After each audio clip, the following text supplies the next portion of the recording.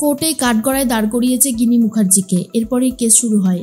কাঠগড়ায় প্রথম প্রশ্ন গিনি মুখার্জিকেই করা হয় আর বলা হয়, এই বেনারসিটা আপনি দোকান থেকে কিনেছেন কিনা বলুন। কিন্তু গিনি স্বীকার করতে চায় না। তখনই অগ্নিজিৎ মুখার্জি বলে, এ সমস্ত মিথ্যে কথা, এগুলো সম্পূর্ণ মিথ্যে হুজুর। কিন্তু গীতা প্রমাণ করে দেয় যে এই বেনারসিটা পদ্মর জন্য এই গিনি মুখার্জি কিনেছিল। এরপরেই হুজুর বলে, আর কি প্রমাণ আছে আপনার কাছে? তখনই গীতা বলে, আছে, অনেক প্রমাণ আছে। পদ্মর বিয়েটা যে একটা সম্পূর্ণ মিথ্যে বিয়ে সেটা আমি প্রমাণ করে দেব।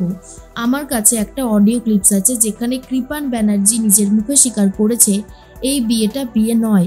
অগ্নিজিৎ মুখার্জি বলে, সম্পূর্ণ মিথ্যে, সম্পূর্ণ মিথ্যে বলছেন আপনি।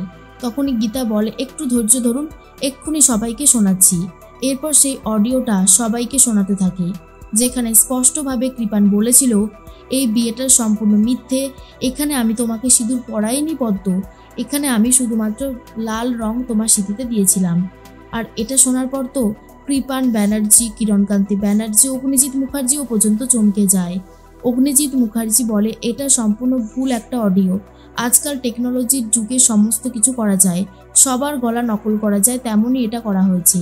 গীতা বলে, এটা নকল গলা কি আসল গলা সেটা তো হুজুরই প্রমাণ করে দেবে, আপনাকে বুঝতে হবে না সেটা। এরপর অগ্নিজিৎ মুখার্জি বলে, এই সমস্ত ধোঁয়াশা একেবারেই মিটে যাবে যদি আমি কাঠগড়ায় দাঁড় করিয়ে দিই পদ্মরানী দাসকে। আমি পদ্মরানী দাসের সাথে কিছু কথা বলতে চাই ইওর অনার। এরপর হুজুর অনুমতি দিয়ে দেয়। পদ্মরানী দাসকে প্রথম প্রশ্ন করা হয়, আপনার সাথে কৃপান ব্যানার্জির সম্পর্কটা এখন কেমন?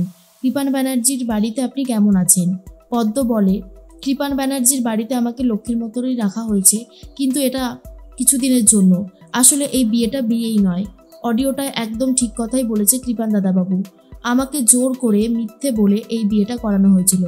আর ওই সিঁদুরটা সত্যিই লাল রং ছিল। নিজের মুখে উনি বলেছেন ফুলশয্যার রাতে। তারপর থেকে আমি বুঝে গেছি এটা সম্পূর্ণ একটা চাল। আর আমি চাই এই কৃপান ব্যানার্জির লোকেদের যেন শাস্তি হয়, উচিত শাস্তি।